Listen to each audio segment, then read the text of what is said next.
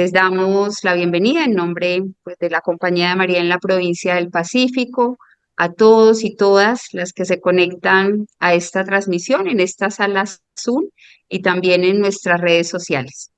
Vamos a iniciar dejando que nos resuene este video que nos presenta un poco el porqué y el hacia dónde del instituto.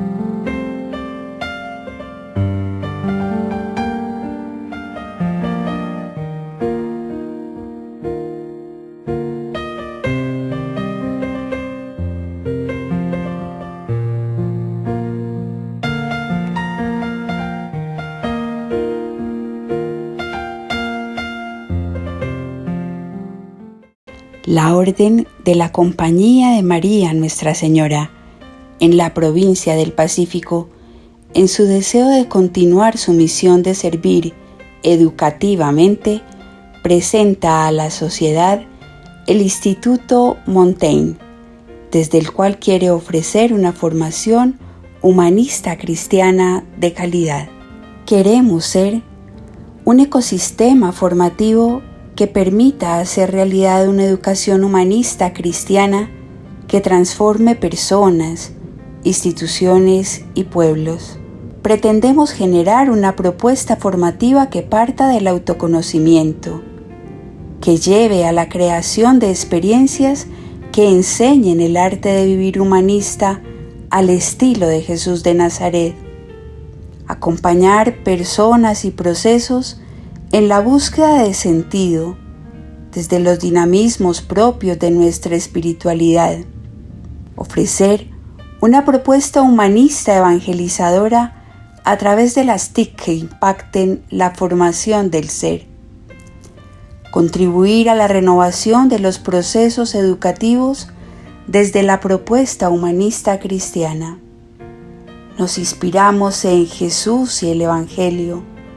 Los humanistas Santa Juana de Lestonac y su tío Miguel de Montaigne, el magisterio del Papa Francisco. Lo haremos con la persona, para que llegue a un conocimiento interno de su realidad humana. Conocerse, autoconocimiento, ensayarse, experimentarse, escucharse, encontrarse, dialogar, crearse, innovación y creatividad y transformarse nuevas realidades. Llegaremos a educadores, familias, religiosos, religiosas, sacerdotes, laicos y comunidades que quieran vivir una experiencia de formación desde la espiritualidad de la Compañía de María. Nuestras líneas formativas: ser compañía, identidad, espiritualidad, proyecto educativo y modelo pedagógico Compañía de María. Educación humanista, sentido, ser, ética y educación popular. Liderazgo humanista, principios humanistas, relación y plenitud de lo humano, arte de la escucha, discernimiento y conversación espiritual, interioridad, espiritualidad, formación cristiana, mariología, espiritualidad Compañía de María, mística cotidiana y ejercicios espirituales. Vocación, eclesiología, mujer y liderazgo, compromiso laical y nuevo modo de ser iglesia, renovación de la vida religiosa. Tendremos retiros espirituales en clave femenina y ejercicios espirituales. Contaremos con profesionales con formación espiritual, teológica y académica. Síguenos en nuestras redes.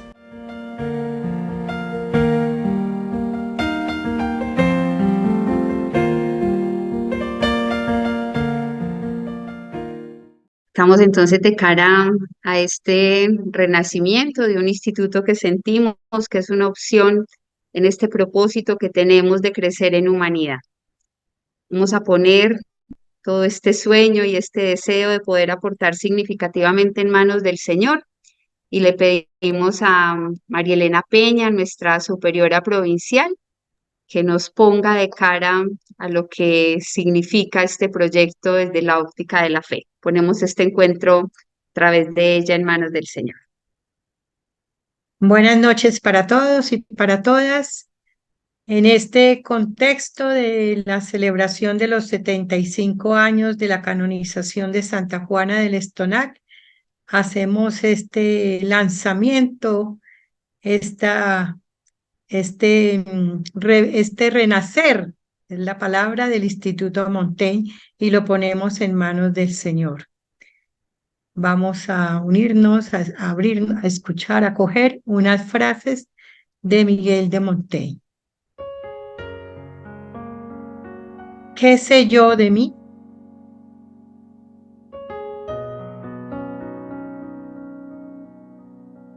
A medida en que conecto con mi ser, me vuelvo más profundo y más pleno.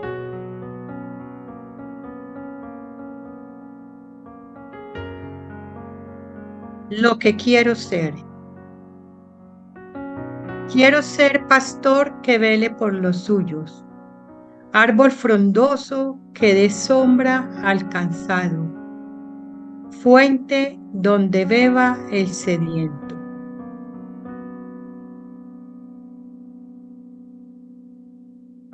Quiero ser canción que inunde los silencios, libro que descubra horizontes remotos, poema que deshiele un corazón frío, papel donde se pueda escribir una historia.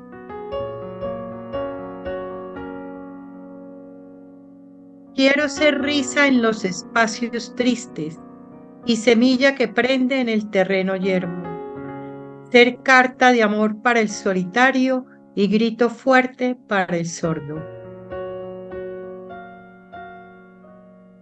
Pastor, árbol o fuente, canción, libro o poema, papel, risa, grito, carta, semilla, lo que tú quieras, lo que tú pidas, lo que tú sueñes, Señor, eso quiero ser.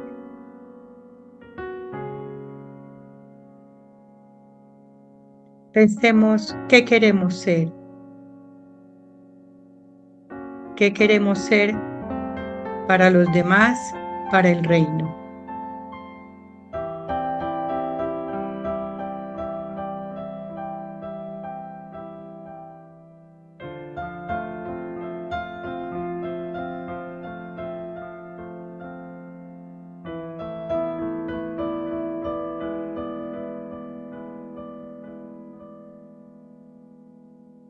En el Evangelio,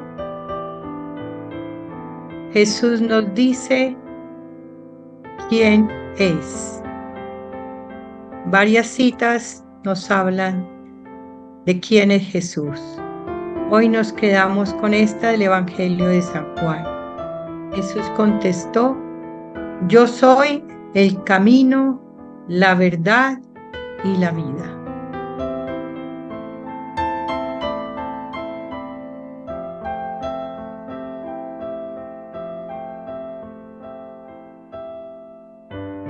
Pongamos en manos del Señor, de María Nuestra Señora y de Santa Juana del Estonac este camino que estamos iniciando en el Instituto Montaigne.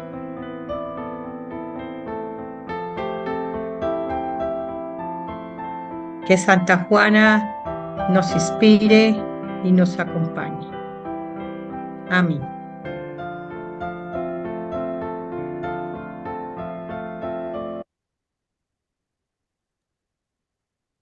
Muchísimas gracias, María Elena, por ponernos en este camino desde la óptica de la fe. En este encuentro, que es un encuentro de hermanos, es un encuentro de familia, nos acompañan tres personas muy especiales. La doctora Ángela Calvo Saavedra, nos acompaña también Monseñor Luis José Rueda Aparicio, también nos resonará aquí su palabra, y nos acompaña el doctor Andrés Aguirre Martínez. A los tres de manera especial les damos la bienvenida y agradecemos que hayan acogido esta invitación a compartir con nosotros. Este espacio gira en torno a una pregunta. La pregunta es, ¿qué significa humanizar justo en este momento de la historia? ¿Qué significa humanizar? Y el primer aporte que vamos a dejar resonar es el de Monseñor Luis José Rueda Aparicio. Todos sabemos que Monseñor Luis José es el arzobispo de la ciudad de Bogotá, además es el presidente de la Conferencia Episcopal Colombiana y ha sido nombrado recientemente por el Papa Francisco como cardenal. Próximamente será ese consistorio, el 30 de este mes, en el que asume su servicio también como cardenal. Monseñor Luis José es de la Universidad del Funcionario y todos los que lo conocemos sentimos que es un pastor con olor a oveja. Dejemos que nos resume entonces la palabra y el testimonio de Monseñor Luis José y el aporte que quiere darnos esta noche en torno a lo que significa humanizar.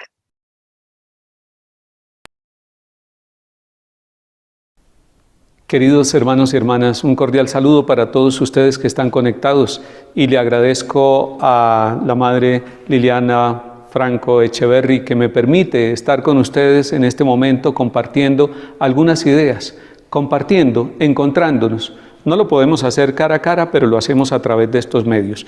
Y cuando uno se pregunta cómo humanizar en este tiempo, es una pregunta muy importante, primero que todo. Creo que está llegando a lo central. ¿Cómo humanizar? Porque en últimas es la pregunta que también se hace la Sagrada Escritura. ¿Qué es el hombre? El mismo hombre se pregunta, ¿qué es el hombre para que te acuerdes de él? En el Salmo 8. Y cuando en el Génesis el Creador le pregunta a Caín, ¿dónde está tu hermano? Está haciendo preguntas. ¿Quién es el hombre? ¿Quién es el ser humano? ¿Quién es la mujer? ¿Qué es humanizar? No quiero hacer demasiada teoría, simplemente quiero tomar un aspecto que en el Papa Francisco es muy fuerte y que nos lo ha enseñado no solamente con las palabras de su magisterio, no solamente con la profundidad espiritual de su estilo latinoamericano, sino con su actitud con todas las personas. El Papa Francisco nos habla de la cultura del encuentro y cuando uno escucha cultura del encuentro, le parece un tema para hacer una tesis de grado doctoral y muchos de ustedes estarían dispuestos a hacer una tesis de grado doctoral sobre la cultura del encuentro, pero es mejor vivir los encuentros, esos pequeños encuentros, esos encuentros permanentes. Les comento una experiencia. Cuando yo llego a Bogotá, empiezo a sentir que esta es una ciudad demasiado grande, que como dice el salmista, desborda mi capacidad. Pero lo primero que hago es encontrarme con los sacerdotes vicarios episcopales y con mis obispos auxiliares, que son un don de Dios todos ellos. Y después, estando la ciudad de Bogotá cerrada por pandemia, estando confinados todos y los barrios prácticamente imposibles de visitar, sin embargo Dios nos permitió ir y visitar a los sacerdotes. Y nos encontrábamos cuidando todos los protocolos, con tapabocas, con distanciamiento, con alcohol, incluso con alcohol en el tapete, en los zapatos y cuidándonos porque el uno se podía convertir para el otro en la causa del contagio y posiblemente en la causa de una UCI y de la muerte. Sin embargo, nos encontramos. Y ese encuentro fue salvador, sanador para todos. No nos contagiamos, yo no me contagié, los obispos auxiliares tampoco, eso sí, teniendo todos los cuidados. Pero lo que quiero decir es, ese encuentro nos lleva a descubrir los rostros, porque otra cosa es que me pasen a mí una lista de sacerdotes y me digan la arquidiócesis de Bogotá tiene 500 sacerdotes y por orden alfabético y por edades, incluso con fotografías, son de esta manera.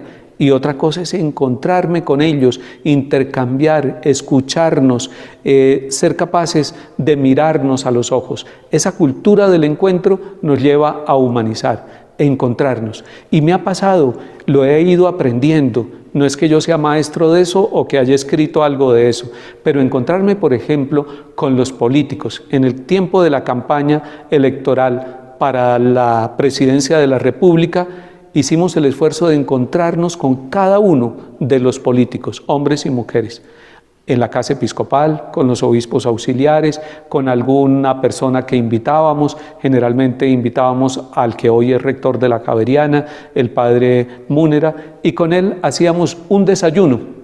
Y lo hacíamos al desayuno, ¿por qué? Porque no hay que poner trago, nadie toma trago al desayuno, y además porque estamos fresquitos y estamos de buen genio.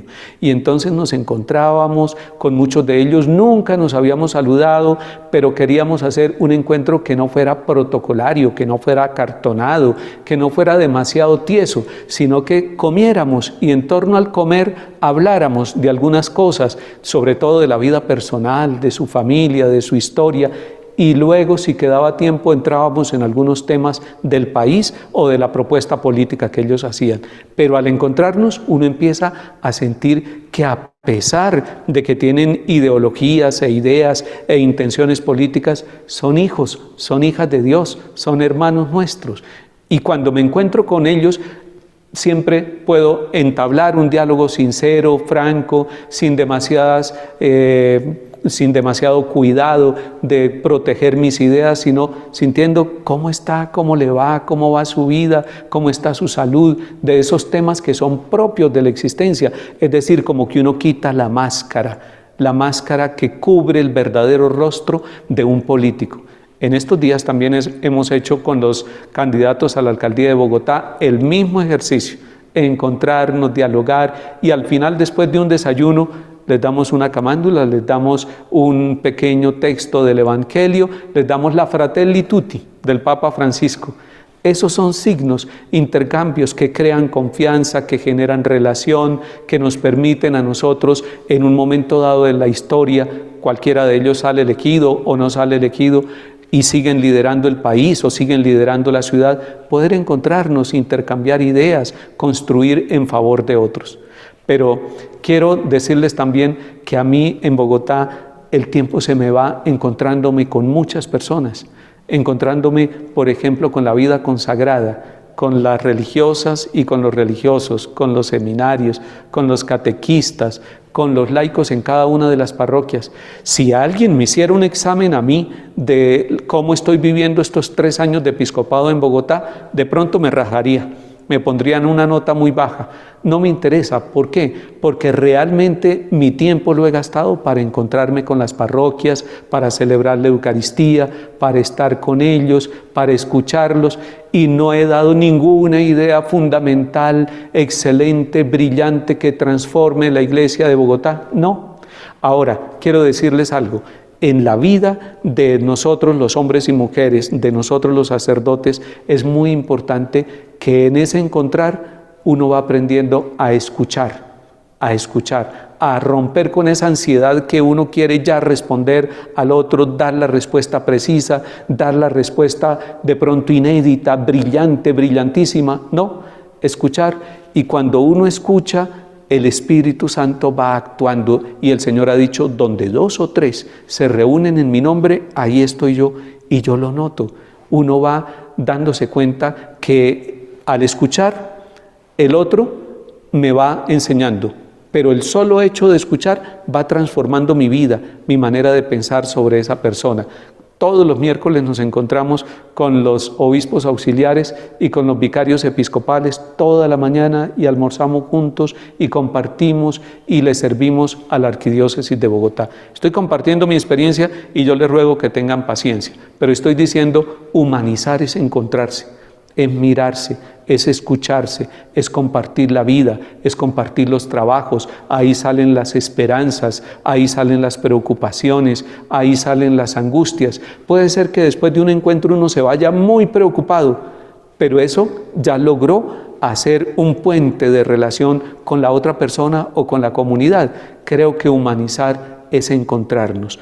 Todo aquello que no nos deje encontrarnos, que nos separe, que nos quite el tiempo, que nos quite la alegría, que nos quite la sonrisa, que nos quite las lágrimas, que nos quite el silencio, que nos quite la capacidad de perdonarnos, nos deshumaniza. Y todo aquello que nos lleve a estrechar la mano, a conocer el nombre, a interesarnos por el otro, a salir de la indiferencia, todo eso nos humaniza.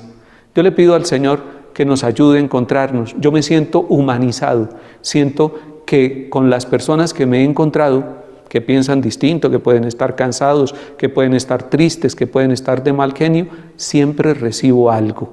Y creo que el Señor, a través de mi palabra, de mis actitudes, del poder compartir con el otro el tiempo, también humaniza y me humaniza.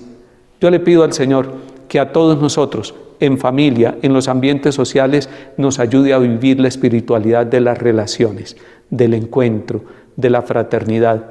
Pudiéramos aquí dedicar mucho tiempo a pensar en temas que nos ha propuesto el Papa Francisco: la fraternidad, la esperanza, el caminar juntos, el servicio. Todo eso, incluso con la casa común, encontrarnos con la naturaleza, eso nos humaniza. Encontrarnos con los árboles, con el agua, con la creación hermosa del Señor. Y hay algo que nos humaniza profundamente: encontrarnos con Jesucristo vivo, con Jesucristo el Señor, en la oración, en la adoración, en la palabra de Dios, en lo cotidiano de la vida. Y recuerdo una frase que me impacta mucho y que me gusta mucho, que es de Aparecida. Dice: lo mejor, lo más maravilloso que nos ha pasado en la vida es encontrarnos con Cristo. Eso sí que nos humaniza, porque el Hijo de Dios, el Verbo eterno del Padre, tomó rostro en el vientre de la Virgen María para pensar como nosotros pensamos, para amar como nosotros amamos, para caminar como nosotros caminamos, para llevarnos a la plenitud en el ser humano, hombre o mujer, en Cristo Jesús, que se hizo hombre y habitó entre nosotros. Espero haber aportado algo para la vida de cada uno de ustedes. Espero que disfrutemos todos los encuentros que tengamos y que cuando llegue la hora de la muerte podamos hacer un resumen y decir: realmente dediqué tiempo a encontrarme con las otras personas, y encontrando al otro encontré mi vida, mi dignidad, me humanicé y encontré a Cristo Jesús, el Salvador de la humanidad, camino, verdad y vida. Que el Señor los bendiga y acompañe siempre, en el nombre del Padre, y del Hijo, y del Espíritu Santo. Amén.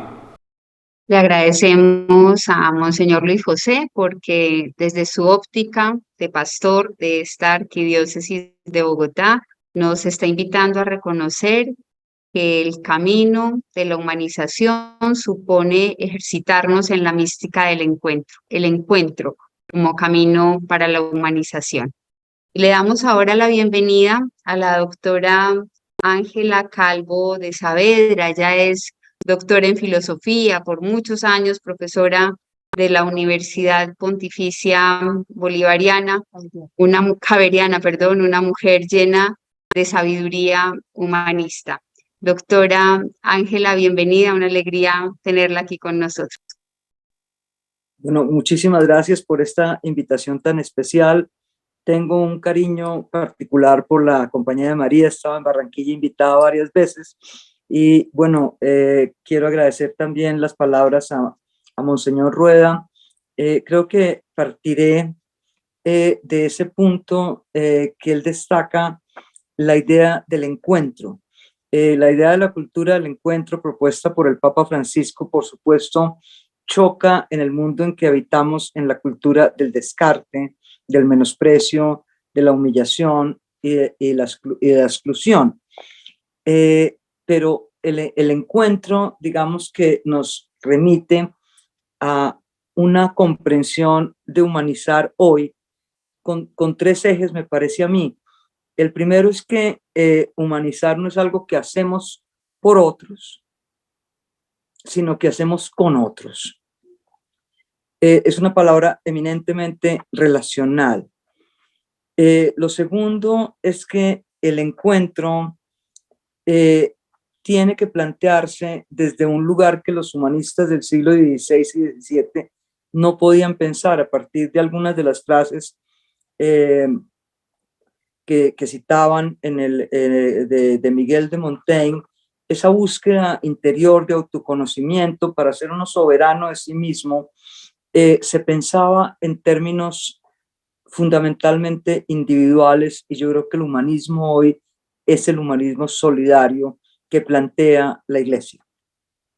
Naturalmente, en nuestro contexto, para muchos secular, la voz de la Iglesia tiene que recuperar, y creo que el lugar por excelencia es lo que dice Monseñor, es yendo a encontrarse con la gente en las escuelas, en las parroquias, en la calle, ¿sí? En el mundo de la vida cotidiana, que es el lugar donde todos tenemos una perspectiva distinta, tenemos raíces distintas, culturas de trasfondo distinta, pero esa cultura del encuentro hay que construirla a partir de la idea de lo común.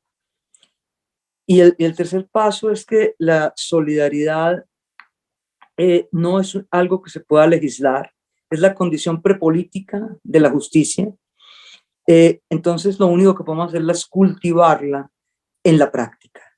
Y en la práctica, ¿qué recurso tenemos? Tenemos la sensibilidad moral.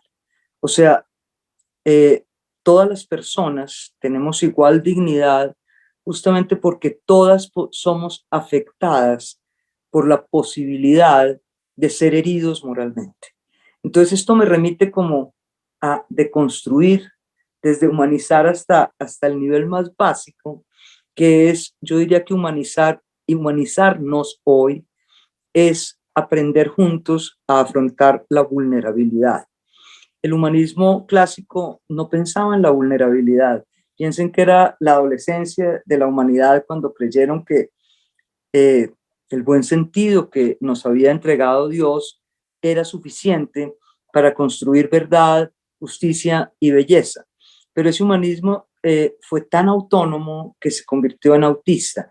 Entonces, hoy tenemos que arrancar para pensar la ética, para pensar la política, de la noción de vulnerabilidad. Y creo que en la educación, si me preguntan para qué educamos hoy, educamos para afrontar la vulnerabilidad.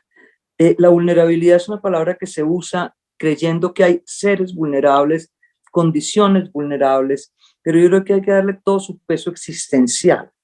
Necesitamos el encuentro justamente porque somos vulnerables, somos carentes. La pandemia nos enseñó que somos tremendamente vulnerables físicamente. O sea, como decían los existencialistas, somos seres condenados hacia la muerte, y lo que pasa es que la vimos demasiado cerquita como para no percatarnos. Somos muy vulnerables psicológicamente. Esa soñada división entre los enfermos y los sanos mentalmente hoy es insostenible. Pero sobre todo somos vulnerables porque necesitamos del aprecio y del reconocimiento del otro para tener una relación de autoconfianza y de autoestima sana con nosotros mismos. Entonces la vulnerabilidad es constitutiva de nuestra humanidad. Estamos en una época en que teóricamente se predica el poshumanismo. Ya no tenemos que enaltecer lo humano porque hemos fracasado en buena parte de lo que de nuestra actitud omnipotente y perfeccionista. Pero sí tenemos que buscar en esa carencia, en esa necesidad del otro, en esa necesidad del encuentro, de la conversación y de la escucha compasiva. Ahí está tal vez lo que yo espero, por lo menos hasta que Dios me dé vida, es que eso no lo pueda capturar la inteligencia artificial. Seguramente cualquier aparato que tengo conmigo, el reloj, el teléfono, es mucho más inteligente que yo en términos de que puede resolver problemas efectivamente que a mí me cuestan muchísimo trabajo. Pero yo creo que la inteligencia artificial jamás podrá capturar lo humano, y es que somos carentes, necesitados de otros, porque aquello que es fundamental y valioso en nuestra vida no depende de nuestro control. Yo creo que la cultura de la omnipotencia, bajo el lema del humanismo, exaltó demasiado la razón, y eso se convirtió en la cultura del rendimiento, que tiene que ver con la educación para la productividad. Creo que los niños y los adolescentes con los que trabajo permanentemente sienten la presión de que toda la cultura les exige ser exitosos. El imperativo moral es no puedes no poder, y están agobiados, angustiados, tremendamente solos, y han perdido sobre todo la palabra. Es una cultura eminentemente narcisista. Entonces yo creo, otro de los temas que tocaba Monseñor, tenemos que volver a la educación de la escucha. Desde una perspectiva, por supuesto, no católica. Un filósofo contemporáneo muy significativo, me parece a mí, en el diagnóstico, pero en él coinciden también otros pensadores, Sachs, el rabino tan famoso en toda su propuesta humanizadora, Michael Sandel, Martha Nussbaum, pero Hahn señala algo que me parece a mí fundamental, y es que escuchar es un acto político en la medida en que integra a las personas en una comunidad y las capacita para el discurso. La democracia es una comunidad de oyentes, y señala con algo que lo entristece a uno, que en el futuro quizás habrá una profesión que se llame oyentes. Habremos perdido tanto la capacidad de escuchar que simplemente va a haber que acudir a un profesional para que nos escuche. Con esto que estoy diciendo, anterior a la voz está la escucha. O sea, mientras yo escucho, y escuchar es decir, yo estoy aquí para ti. No estoy para juzgar, no estoy para asesorar, no estoy para analizar, no estoy para enseñar. Estoy aquí para ti, es darle al otro la posibilidad de tener voz. En ese mismo momento que yo le digo a otro eso, surge la magia de que estoy reconociéndolo en igual dignidad, y estamos creando puentes de solidaridad. Entonces, la primera actitud, creo yo, de una educación humanista es que nos dispongamos, más que a tener discursos, pueden ser sumamente lúcidos, sumamente brillantes, sumamente fuertes en el sentido científico, filosófico, teológico inclusive. Antes que eso, el encuentro con la persona tiene que ser: estoy abierto a escucharte. Ese primer paso de la humanización me parece que es lo que puede construir un humanismo solidario. ¿Por qué es tan importante que el humanismo sea solidario? Porque hoy hemos aprendido, creo yo, que somos agentes morales, sí, somos agentes morales, pero sumamente frágiles. Estamos expuestos a miles de contingencias, a miles de sufrimientos no merecidos, y nuestro florecimiento como personas, como seres humanos, puede ser más logrado si no somos tratados con igual dignidad que todos los otros seres. Entonces, la realidad humana es que somos, lo común es, nuestra común vulnerabilidad es lo que nos alerta de que tenemos una común humanidad que defender, que construir, que proteger y que realizar. Pero esta humanidad vive de los vínculos significativos, de la conexión emocional, de la amistad, del amor, de la pertenencia. Es eso lo que da sentido a la vida. En esto me parece que lo importante en la educación es atender a que en nuestros espacios educativos no haya lugar a la sistemática exclusión, humillación, estigmatización y violencia que se viven hoy en las aulas. Ahora, ¿por qué esto es educación emocional?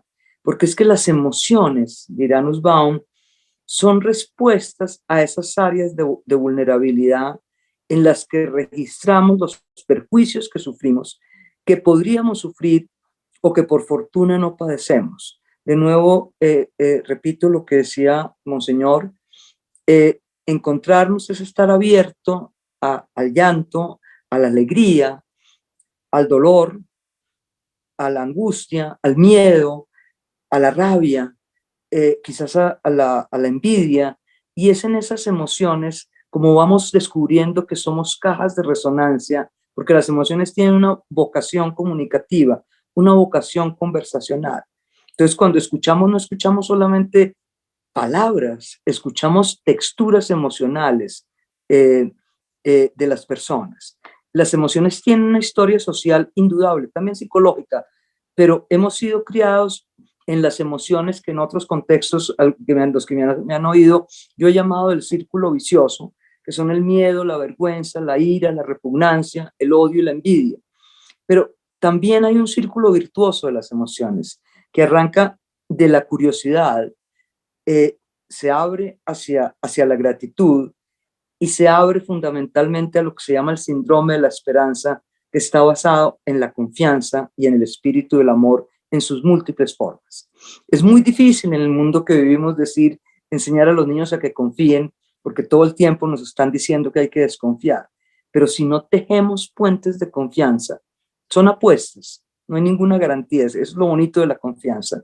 Si no tejemos puentes de confianza, ¿cómo podemos crear un camino de humanización? Por supuesto, las emociones son políticas, pero lo que quiero, para cerrar ya, es que la educación hoy tenemos que pensarla muy de fondo. Nos hemos preocupado muchísimo por qué pérdidas cognitivas hubo en la pandemia y cómo volvernos a adelantar, etcétera, etcétera. Hemos aprendido milagrosamente, en mi caso, todos estos dispositivos tecnológicos, pero realmente hemos olvidado la pregunta de fondo, y es ¿para qué educamos?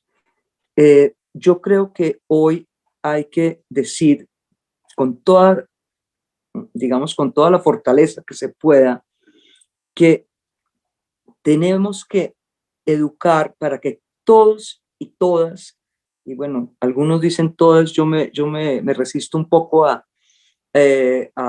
ese abuso del lenguaje, no por no ser incluyente, me parece que la cosa no está por ahí. Tenemos que educar para hacer sentir a todos los que estamos en el proceso que somos suficientes. No somos perfectos, cometemos errores intelectivos y morales todo el tiempo, pero tenemos la capacidad, y esa es la mirada interior que creo que nos invita Montaigne, tenemos la capacidad de comprender y tenemos la capacidad de reparar. Eso es lo que me es importante. Si los niños y las niñas se sienten que son suficientes, que son suficientemente valiosos y dignos para ser amigos, estudiantes, amantes, ciudadanos, los niños empezarán a responder solidariamente por la pregunta que hemos olvidado en nuestro mundo de hoy, creo que es la pregunta más profunda de Jesús, y es ¿dónde está el bien común? Entonces, esa construcción solidaria de lo común depende de cómo tratemos la vulnerabilidad. A partir de que la escucha, a partir de la conversación, probablemente vamos ganando la competencia comunicativa para argumentar y lograr algunos consensos mínimos para poder convivir. Pero hay que detenernos mucho, mucho en escuchar, en conversar sin pretensión de tener acuerdos inicialmente, un poco lo que Monseñor cuenta de su experiencia con los distintos líderes políticos. Conversar no es debatir, conversar no es un juego de lenguaje de ganadores y perdedores. Conversar es abrir el mundo de la vida, sobre el cual, y digamos que para el cual nos comunicamos y para el cual actuamos. Entonces, lo que hay que comprender es que si oculto la vulnerabilidad con la idea de que así me protejo, y de ser rechazado, estoy ocultando igualmente todo el dispositivo emocional que tengo. Al no querer sentir miedo, al no querer sentir ira, al no quererme sentir humillado, entonces elimino simultáneamente emociones como la alegría, la gratitud, la confianza, el amor y la esperanza. Entonces tenemos que abrir un poco, recuperar la idea de abrir el corazón y tener coraje, pero quiero conectar coraje no con valentía, no con los machos alfa, sino el coraje es ser de corazón quien soy. O sea, tenemos que permitir un espacio educativo en que podamos ser auténticamente lo que somos, aprender de nuestras mutuas fragilidades y no estar obsesionado por quién debo ser, sino por estar tranquilo y confiado en ser el que soy.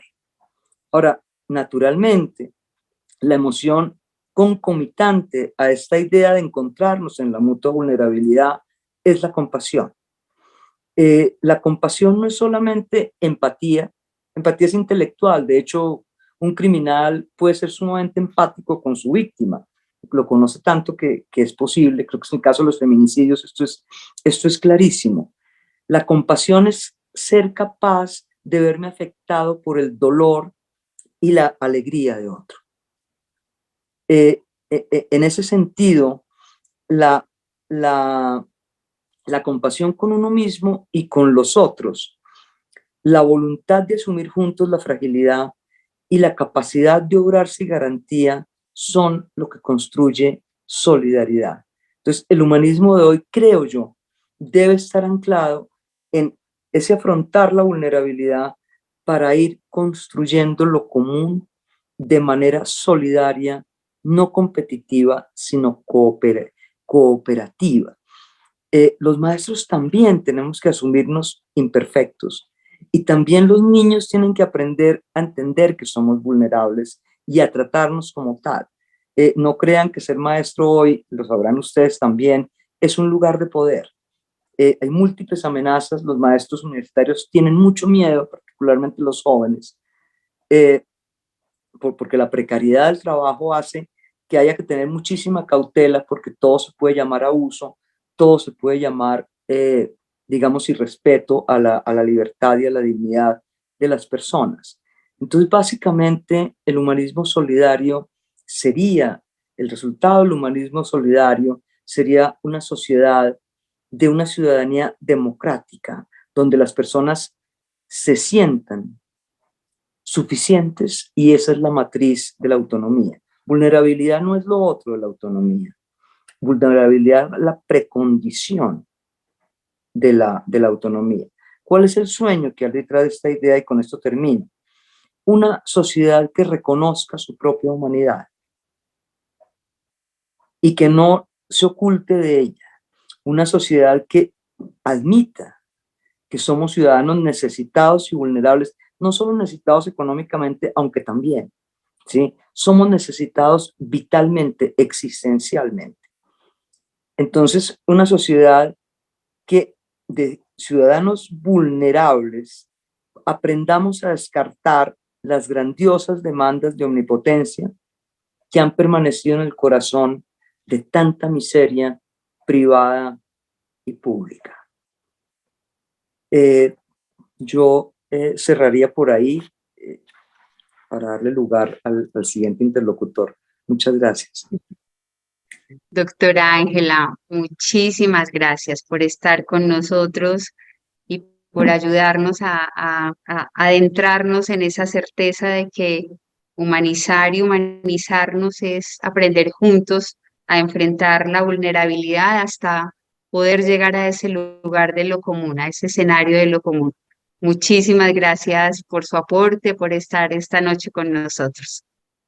Y está también acompañándonos el doctor Andrés Aguirre. El doctor Andrés es médico, cirujano de la Universidad de Antioquia, especialista en gerencia hospitalaria. Es el director del Hospital Pablo Tobón Uribe. Quienes lo conocemos sentimos que Él ancló a partir del testimonio esa certeza de que ese es el hospital con alma y se dedican también a pensar y a reflexionar sobre la integridad del ser humano. Doctor Aguirre, para nosotros es también una alegría tenerlo acá con nosotros. Muchas gracias por aceptar esta invitación. Hermana Liliana, muchas gracias. Yo digo gracias, yo debería demandarla porque exponer es exponerse.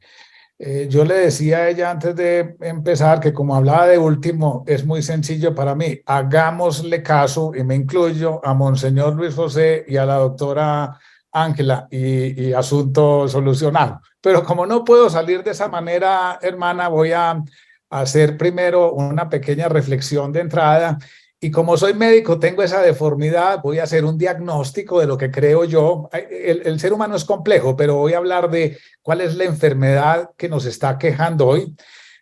Como después de ver la enfermedad, vamos a tratar de encontrar un modelo de lo humano apropiado al mundo de hoy y vamos a ponerle la receta. Vamos a ponerle la receta. Así que sobre esas tres cosas, sobre la enfermedad, sobre la salud humana y cuál es la receta, sobre eso voy a hablar. Pero quisiera empezar con tres cosas. Yo en el hospital siempre hablaba de tres. Me preguntaron que por qué de tres. Y dije, no, porque a la cuarta me cansa y además soy trinitario. Entonces, digamos que tres cosas. Primero, me da un poco de humor que hoy que estamos hablando también y se mencionó la inteligencia artificial, mientras a los robots los humanizan, a los humanos nos robotizan. A mí me parece eso súper gracioso. Ese es un primer comentario. Un segundo comentario antes de empezar la reflexión. Lo dijeron los otros dos a su manera, la vida humana no es apodíctica, no es de recetas, la tenemos que estar inventando. Aristóteles decía que lo apodíctico es lo preciso. Ustedes que son educadores, lo apodíctico son como las tablas de multiplicar. 7 por 2, 14, pregunta precisa, respuesta precisa.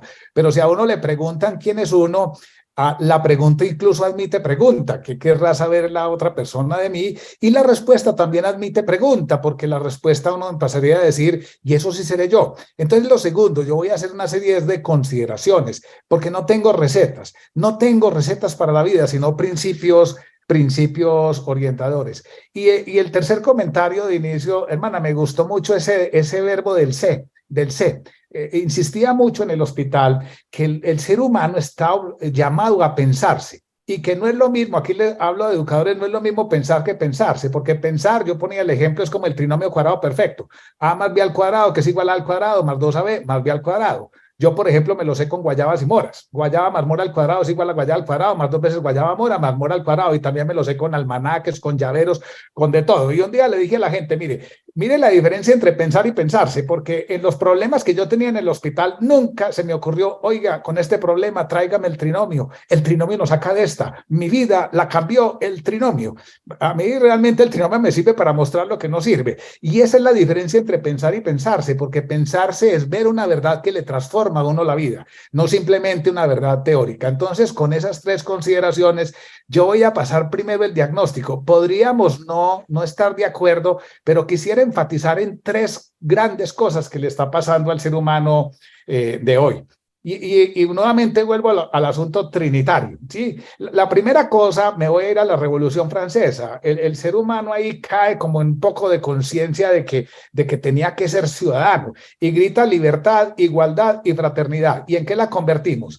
La libertad en permisivismo, la igualdad en una manipulación. Cuando yo quiero un privilegio de otro, digo, ese es igual a mí. Y cuando quiero ser distinto, dije, es que nadie es como yo. Entonces me tienen que tratar. Es graciosísimo como volvimos la igualdad. Y la fraternidad la convertimos en un tribalismo. O sea, la fraternidad es con los que a mí me convenga. Como dijo alguien, hoy el nosotros es lo que nada tenga que ver con ellos. No, y estaba recordando la reflexión de Monseñor en el encuentro. Nosotros es lo que nada tenga que ver con ellos. Primer problema.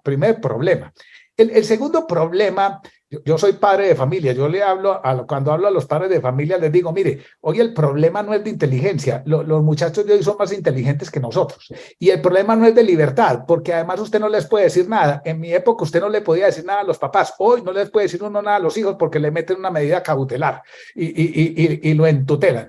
El gran problema hoy es el fracaso de la voluntad. El fracaso de la voluntad. Hoy la gente no quiere hacer el esfuerzo. Y la voluntad, aprendí, tiene tres grandes propósitos. Primero, inhibir la impulsividad. Es que a uno no puede hacer todo lo que se le venga en gana. Sí, yo decía en el hospital, es que todos hemos deseado que el jefe se muera, todos. Sí, y el día que uno tenía examen, desea que al profesor le dé COVID, que no se muera, pero que le dé COVID. Para eso está la voluntad. Vos no puedes hacer lo primero que se te ocurra. Lo segundo es para mantener la concentración. Hoy vivimos en la cultura de la dispersión. No nos fijamos la atención. Ustedes que son educadores, el problema hoy es concentrar a la gente, dispersarla es facilísimo. Y el tercer propósito de la voluntad es mantener el esfuerzo. Todos hacemos un montón de propósitos de año nuevo, ¿sí? Y ahí quedaron. El 2 de enero se acabaron. Entonces, segundo, el gran fracaso de la voluntad. Destrozamos la libertad, la igualdad, la fraternidad, el fracaso de la voluntad. Y lo tercero, yo voy a usar un concepto que se lo leí por primera vez a Ortega y Gasset. Después Zygmunt Bauman lo elabora en un libro que ojalá lo lean, que se llama Ceguera Moral. Y Ortega hablaba de la desmoralización, o sea, de la ceguera moral, el no ver los valores, el no estimar, el levantar los hombros. ¿Y a mí qué? ¿Y eso qué le ves? Eso no es ningún problema. Es que deja, que es que eso no tiene nada. Ese problema de la desmoralización es tremendo porque genera los sinvergüenzas, ¿sí? Y genera, y lo que decía Lope de Vega, aquí termino esta primera cosa, Lope de Vega decía que había dos tipos de sinvergüenzas. Sí, los sinvergüenzas auténticos que tenían conciencia que eran unos sinvergüenzas y los auténticos sinvergüenzas, los que no se daban cuenta que eran unos sinvergüenzas. Y eso viene de la desmoralización. Hoy hay que empezar a crear, y yo pues otro día me invita hermana porque además me gustó mucho, entre otras, lo que nos decía la doctora Ángela, la vida valorativa empieza por las emociones, por la educación, por lo que nos agrada y nos desagrada. Entonces dejo ahí ese primer triple diagnóstico. Pero me meto a cuál es un ser humano saludable. ¿A qué llamamos hoy saludable? ¿A qué yo llamaría saludable? Y yo me voy a pegar ahí a un clásico pensador que sigue teniendo vigencia, que es un pensador cristiano, que es Emmanuel Mounier. Y Emmanuel Mounier decía que la persona es el ser que tiene tres cosas. A mí me parece bellísimo eso. Me parece porque ahí está el concepto persona. Humano, más que humano, somos personas. Y la persona para Emmanuel Mounier era el que reunía estas tres condiciones. Era la encarnación, o sea, un vector hacia abajo. Yo no considero un humano desconectado de la realidad, que no sabe lo que pasa. Estar encarnado es ser consciente de lo que está pasando en el mundo, de sus bondades y de sus dificultades. Pero segundo, decía Emmanuel Mounier, que ya no es un vector de arriba abajo, que es el de encarnación, sino lo llama un vector horizontal. Somos comunión. Ya lo dijo la doctora Ángela, lo dijo el monseñor Luis José. Somos seres para el encuentro, Entonces tenemos que abrir ese vector horizontal, que hoy está estrechado. Abra yo un paréntesis, hermana Liliana. Hoy le pregunta uno a alguien, ¿vos cómo vivís? Y él le contesta, yo vivo en paz. Y entonces usted contrapregunta, ¿y vos cómo es para vivir en paz? Muy fácil, yo no me meto con nadie se mete conmigo y uno así vive en paz. Y entonces yo decía, mire, usted llega con un buen cólico al servicio de urgencias del Hospital Pablo Tobón Uribe, hermana, y yo le digo a hermana Liliana, yo no me meto con su cólico, que su cólico no se meta conmigo, y así todos vivimos en paz. No, venga, que es que ese vector de la comunión es el tener que ver los unos con los otros. Pero lo que más me gusta de Emmanuel Mounier, que es la tríada, eso, es ese vector que va otra vez hacia arriba, ascendente, que es la vocación. El ser humano es vocación, es proyecto. Venga, yo lo voy a decir como aterrizado a lo paisa. Yo le decía a la gente del hospital, mire, para nosotros somos tan seres en proyecto que somos los únicos seres orientados al futuro, y se los voy a poner así fácil, somos los únicos seres que tenemos afán. Ningún otro ser se afana. Y oiga lo que quiero decir, todos hemos visto a un perro correr, pero ¿quién lo ha visto correr de afán? Como quien dice, no me va a alcanzar el día para morder a tantos que tengo que morder. O una vaca masticando ahí de afán. Sí, ahí viene ordeñame, yo todavía sin terminar. Nosotros estamos orientados al futuro. Y venga, yo termino esta visión antropológica diciendo, mire, la angustia y el estrés, me gustaba mucho y me sigue gustando mucho el profundizar en el origen de las palabras. Angustia, del latín angustus, o sea, lo que está angosto. Estrés, del latín strictus, de ahí también el inglés estrés, lo que está estrecho. Cuando el ser humano pierde su raíz, su proyecto de vida, su proyección, entonces se angustia y se estrecha. Y estamos viendo hoy los adictos, la tendencia al suicidio, que es no verle sentido a la vida. Entonces, recupera esa visión antropológica. un hombre encarnado que es consciente de la realidad, que responde a esa realidad porque es un ser en comunión y es un ser en vocación. Futurizo, venga que yo voy a hacer un proyecto de vida. Entonces, visto el problema, visto el diagnóstico, pongámosle la receta. Y yo tengo que volverme a referir al COVID. Es que me gustó mucho lo de la doctora Ángel. Es que yo sí que lo viví. Somos seres completamente vulnerables. Incluso decimos verdades a medias, que el que tiene el problema tiene la solución. Yo le decía a la gente, vaya a una unidad de cuidado intensivo y vea 100 pacientes que teníamos en COVID, inconscientes, y dígale al paciente, como usted tiene el problema, tenga la solución. Pásese la ronda usted. Él no tiene la solución. Muchas veces la tenemos que brindar. Entonces yo quisiera hablar en esta receta de dos éticas. Yo creo que con la doctora Ángela estábamos súper conectados porque quiero hablar de la ética del cuidado y de la ética de la compasión. Yo voy a dejar el tema por razones de tiempo, hermana, de la equidad, porque ese es otro asunto de la humanidad. Pero ¿qué es cuidar? La ética del cuidado. Y entonces yo voy a pasar primero por entender qué es cuidar. Cuidar tiene un triple sentido. Yo se los decía, la misión del hospital. Aquí tengo esa también, decía cuidar la salud y la vida. Y les decía, venga, ¿qué vamos a entender por cuidar? Cuidar para mí tiene un triple significado. Vuelvo con lo trinitario. ¿Cuál es ese triple significado? El primer triple es el propósito, el destinatario del cuidado. Y yo decía, cuidar es cuidar al otro. También el otro hay que cuidarlo, la vida del otro no es posible sin el cuidar. Cuidarse uno mismo, cuidarse. Y habría tantas cosas para hablar de eso, cuidar lo que uno piensa, cuidar lo que uno come, cuidar las compañías, cuidar lo que uno lee, cuidar lo que uno ve. O sea, cuidarse y también esa necesidad de ser cuidado. Nuevamente vuelvo a esta palabra que nos insistió tanto la doctora Ángela, de la vulnerabilidad, levantar la mano y decir, necesito ayuda. Y ese es el primer triple significado del cuidado. Cuidar, cuidarse y ser cuidado. Pero cuidar tiene otro segundo triple significado bellísimo, hermana Liliana. Cuidar como reparar, restablecer. Cuando yo les decía, cuando nos llega alguien con una herida y vamos a cuidar la herida, queremos restablecer la piel y sus tejidos. O sea, reparar eso que se dañó. Y hoy vivimos en una sociedad donde hay mucho daño mental, daño físico. Venga, ¿cómo podemos crear humanos que sean capaces de reparar al otro, de ser su férula, su bastón? Pero segundo, cuidar también tiene que ver con prevenir, advertir en el buen sentido. Si uno va caminando por el campo y ve un aviso en una finca que dice, cuidado perros bravos, hombre, no se meta, como me dijo mi psiquiatra. Mi psiquiatra me dijo, yo le ayudo a resolver los problemas, pero no se meten ellos.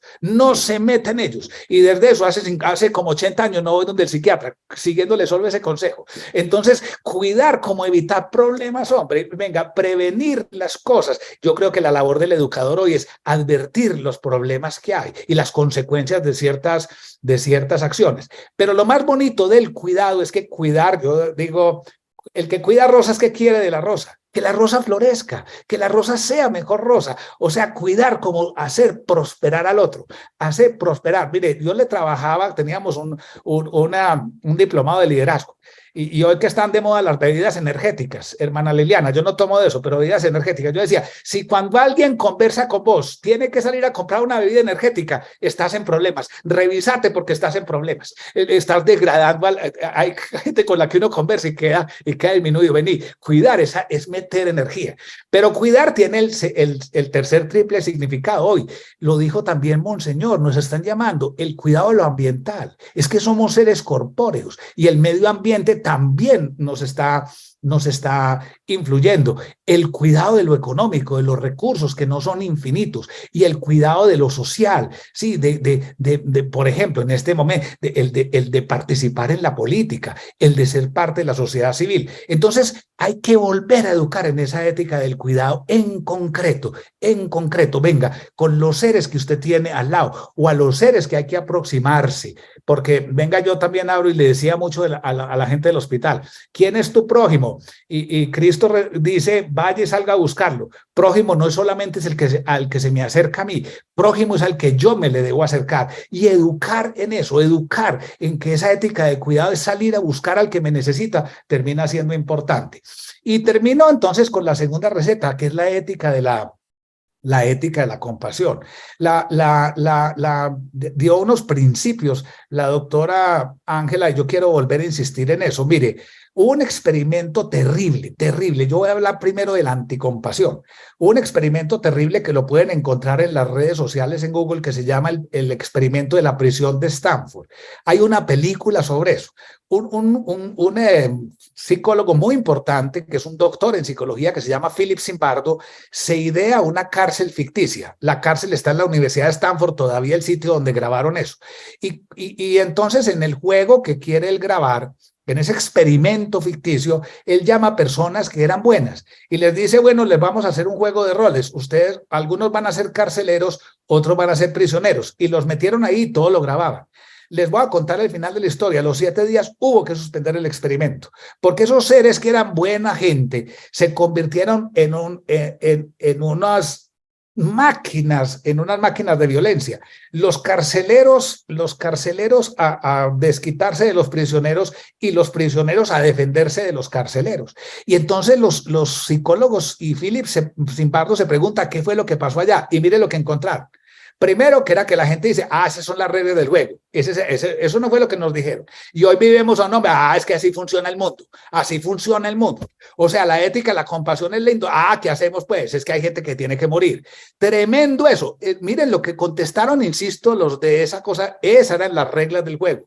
Lo segundo que encontraron es que nadie, entre ellos no se criticaban. O sea, los carceleros se hacían pares, se ayudaban entre ellos a seguir el juego, y lo mismo los prisioneros. Ningún prisionero le dijo al otro, ese juego no lo podemos jugar. Ningún carcelero le dijo al otro, ese juego no lo podemos jugar. Sí, se quedaron callados. Él no fue capaz de expresar. Y lo tercero, veían al otro, no el ser humano, no la persona, sino el que tenía el uniforme de carcelero ya dejaba de ser persona. Era un prisionero. Yo decía, mire, cuando matan a un policía, ven ese el uniforme del agente del Estado, no ven a ese ser humano, a ese padre de familia, a ese hijo, a ese hermano. Y ellos demostraron eso, veían al otro simplemente como una categoría. Salir de esa lógica y meternos en la lógica de la compasión que tiene estas actitudes reflexivas. Primero, la imaginación, Martha Nussbaum la llama imaginación ética, que es la capacidad de narrarse en el otro, no de hacer la paráfrasis. No es, usted me dijo que tenía dolor de estómago, así me dijo, no, ponerse en el lugar del otro, imaginación ética, pensar como si yo estuviera ahí. Voy a hacer un juego de humor, hermana Liliana, es que miren, el carro nunca reemplazará al caballo, lo dice la yegua. ¿Sí? Entonces, ¿cómo ponerse en ese narrarse en el otro? Segundo, evitar el juicio de responsabilidad. Mire, que es así, se los digo si quiere con salud. Sí, nos llega una persona con diabetes descompensada de urgencias y claro, nos duele, sí, qué pesar, pero le preguntamos, ¿se puso la insulina? ¿Siguió la dieta? No, muy bueno, asúmalas. Hasta ahí nos llegó la compasión.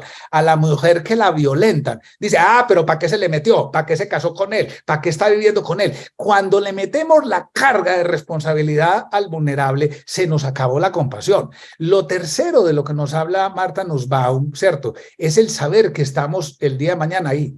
Y yo aprendí la diferencia aquí entre la piedad y la compasión, porque la piedad es alguien que sabe que no va a padecer eso. Alguien dice, listo, yo le voy a ayudar. Piedad tenían los dioses griegos, que nunca se encarnaron en el ser humano. El Cristo nuestro se encarnó, vivió las angustias del ser humano. Eso necesita, entonces esa es la tercera cosa, saber que nosotros somos tan vulnerables como el otro. Y cuarto, un concepto como raro, una palabra rara, pero a mí me fascinaba, que Martha Nussbaum la llama la eudaimonía extendida.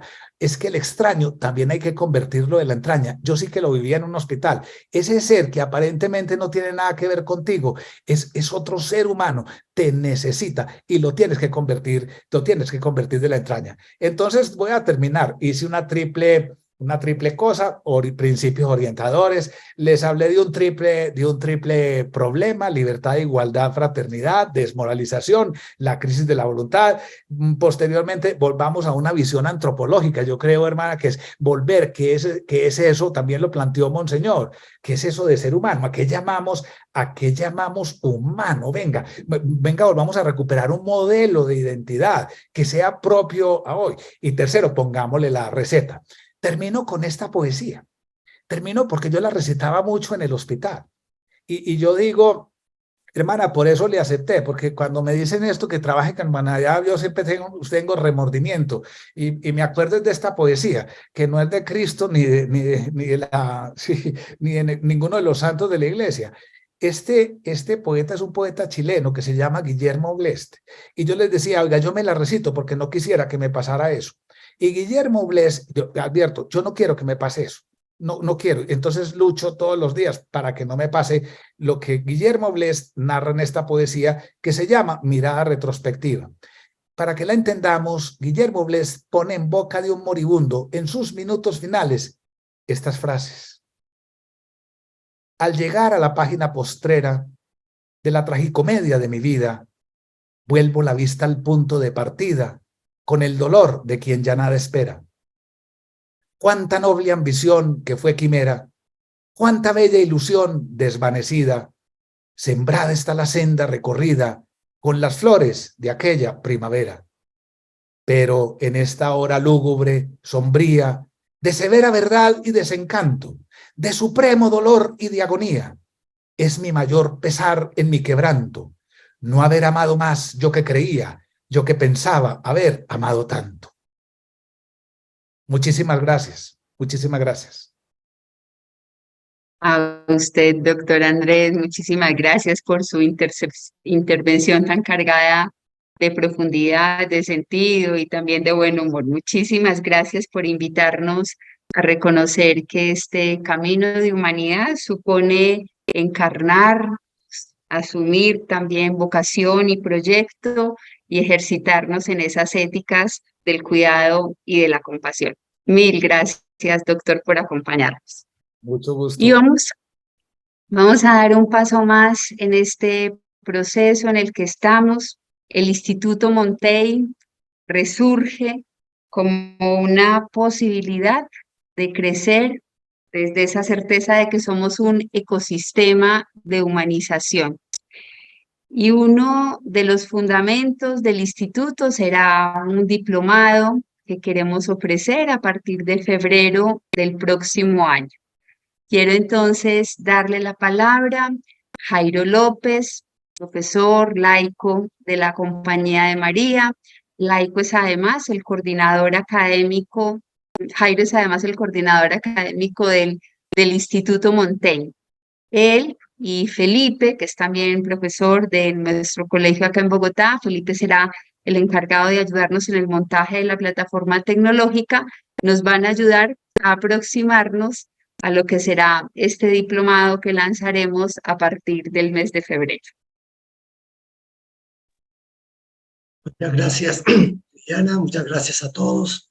Ando un poquito malito de la voz. Y creo que quedamos con muchas ganas de seguir profundizando en la educación humanista, en todas sus implicaciones, tanto la intervención de Monseñor como la de la doctora Ángela y la del doctor Aguirre. Son aproximaciones en cierta medida que nos ayuda como a pensar que este tesoro que tenemos, que es nuestra educación humanista en la que hemos transitado por más de 500 años, significa un valor que debemos compartir. Vamos a tener varios diplomados en el Instituto Montey. Vamos a iniciar con este, que va a ser una profundización en torno a la temática de lo que significa la educación humanista, desde sus inicios hasta lo que implica en el día de hoy, con todo el pensamiento, la pedagogía y la educación contemporánea. Vamos entonces a ver la presentación.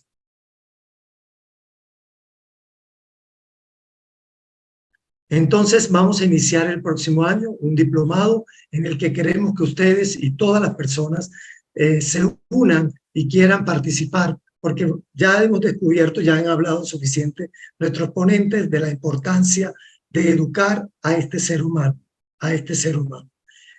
¿Por qué? Porque ese es nuestro tesoro, el tesoro en el que de nuestra tradición cristiana, luego por Juana de Lestonada y su tío Miguel de Montaigne, y que hemos ido desarrollando a lo largo de la historia, empieza a tener pertinencia en estos momentos de deshumanización, en estos momentos en los que quizás no nos hemos olvidado de estos aspectos tan fundamentales de los que ya nos hablaron los expositores. Por eso nuestro sentido de la educación humanista se une allí.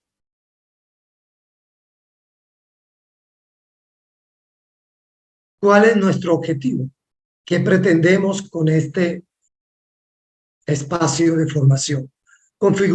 Seguir configurando este modo de proceder propositivo y transformador de personas. En estos momentos en que la humanidad pierde quizás su norte humanista, donde nos vemos abocados a tantas problemáticas culturales, políticas, sociales, la educación humanista invita a recuperarnos como seres humanos y como personas, como ya lo hemos dicho. ¿Cuáles serán esos ejes temáticos en los que iremos trabajando? Conocer la génesis de toda esta formación humanista de la que bebemos y hemos bebido.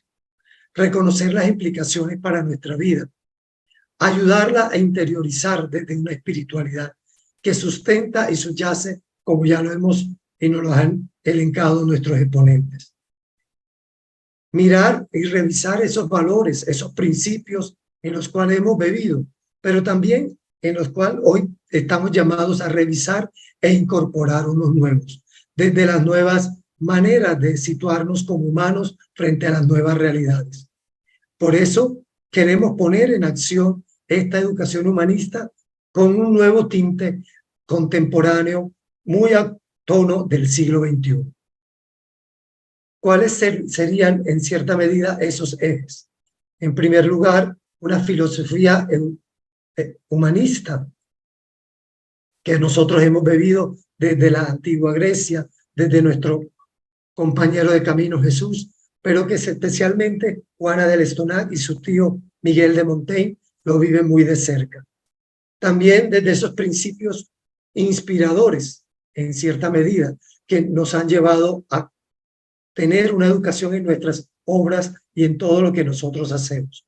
Y también reflexionar sobre los retos de esta educación humanista en el siglo XXI, desde la educación personalizada, desde las nuevas pedagogías, desde el pacto educativo global al que se nos ha invitado por parte del Papa Francisco, y también compartir experiencias en cada uno de los sitios donde estamos, compartir esas experiencias para involucrarnos más y aprender más de todo lo que vivimos con estas pedagogías en los centros educativos, en los grupos, en las comunidades.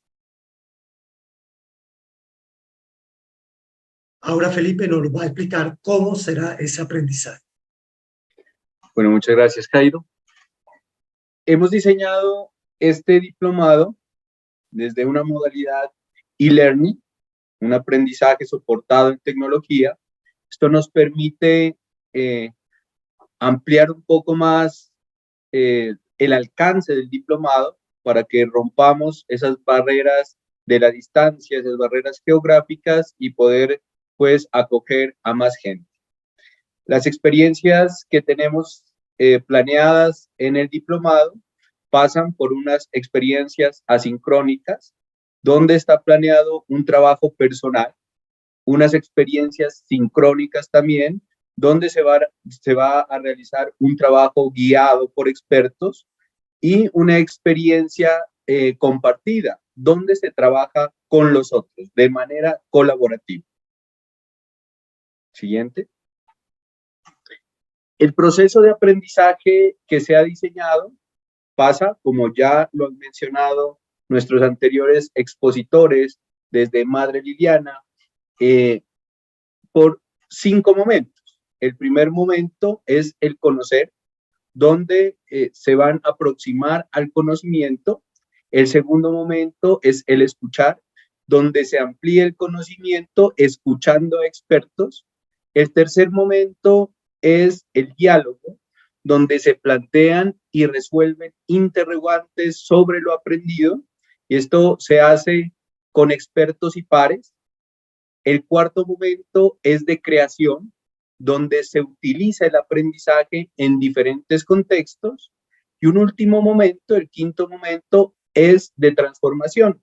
Este es más metacognitivo y se trata de la apropiación del conocimiento para generar esas transformaciones en los contextos donde estemos desempeñando. ¿Cuándo lo aprenderemos?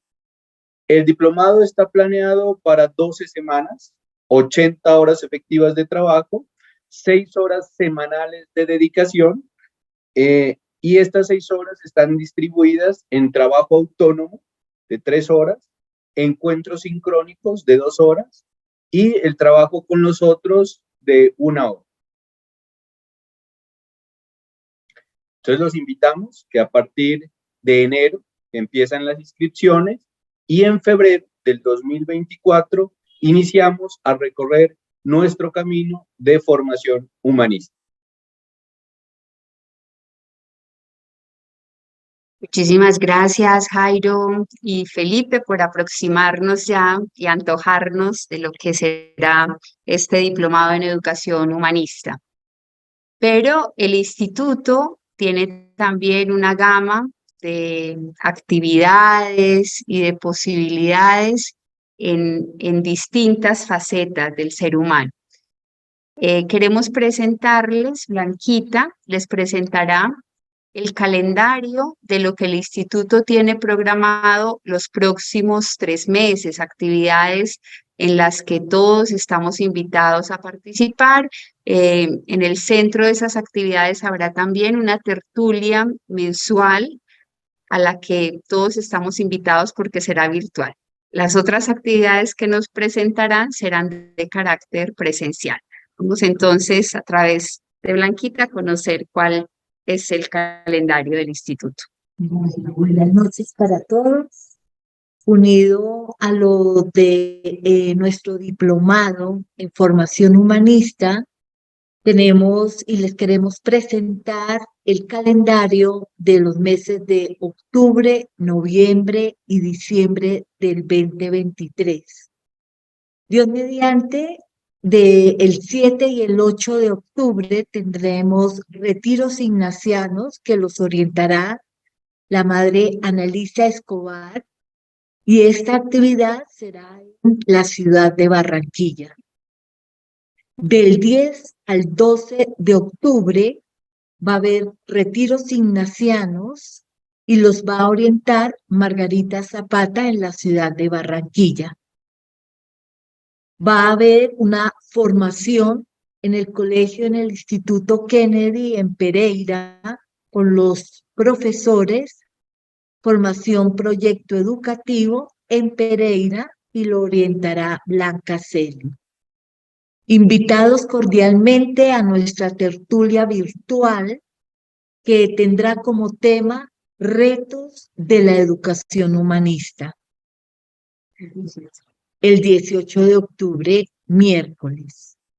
El 22 al 30 de octubre habrá una formación permanente en humanidad a los padres del Espíritu Santo en la Ciudad de México. Los va a orientar Blanca Celi. En el mes de noviembre vamos a tener, Dios mediante, 12 y 13 de noviembre, encuentro del equipo coordinador del Instituto Montaigne en Bogotá. Allí tendremos uno de los objetivos, agenda del año 2024, que se dará a conocer posteriormente. El 14 de noviembre, martes, habrá la tertulia virtual que tendrá como tema los retos de la Iglesia Sinodal. Del 15 de noviembre va a haber la experiencia de ejercicios espirituales a la comunidad de las dominicas de la presentación que los orientará Liliana Franco en Bogotá.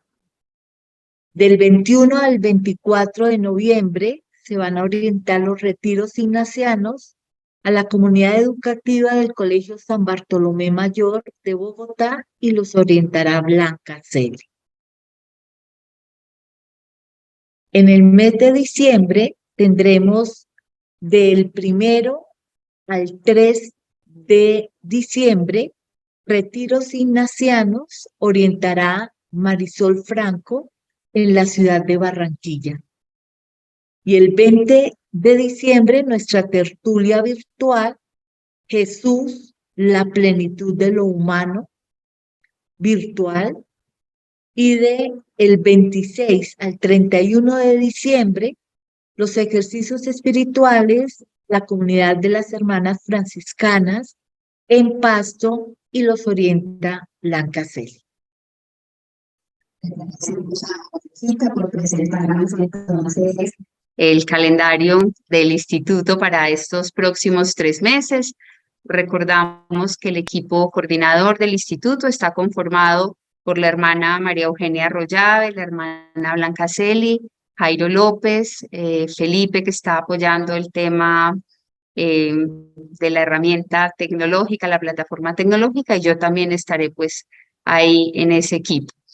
Pero es un equipo nutrido con la participación de muchísimas personas religiosas y laicos de la provincia que quieren ayudar a que se haga realidad esta apuesta del ecosistema humanista en el que podamos contribuir un poco a la transformación de esta sociedad. Vamos a darle las gracias de manera especial a Davis Fernando Rueda, el comunicador de la CLAR, que ha habilitado para nosotros hoy toda esta plataforma tecnológica y que ha hecho posible esta impecable transmisión, de manera especial a él y a todos los que se han conectado. Y le voy a dar la palabra a María Elena Peña para que sea ella quien cierre en su calidad de nuestra superiora provincial este espacio de encuentro y de reflexión. Mil gracias a todos los que lo han hecho posible, de manera especial a la doctora Ángela, al doctor Andrés y a Monseñor Luis José por habernos acompañado. Muchas gracias también a todos por haberse conectado y especialmente quiero agradecer a Liliana porque fue quien tuvo la idea como superiora provincial de revivir el Instituto Montaigne como un instituto de formación para todos que nos ayuda a crecer. Esta iniciativa tiene su raíz en los principios pedagógicos de Santa Juana del Estonac, nuestra fundadora, que nos dice que hay que servir de una manera siempre nueva. Y esta es una manera nueva de servir, de realizar la misión de la Compañía de María. Por lo tanto, Lili, gracias a todo el equipo, muchas gracias. Y a todos los participantes, los seguimos esperando en todas las actividades a las que seamos convocados. Dios los bendiga y Santa Juana también nos acompañe en este nuevo camino. Muchas gracias, María Elena. Feliz noche, un abrazo y gracias a todos por conectarse.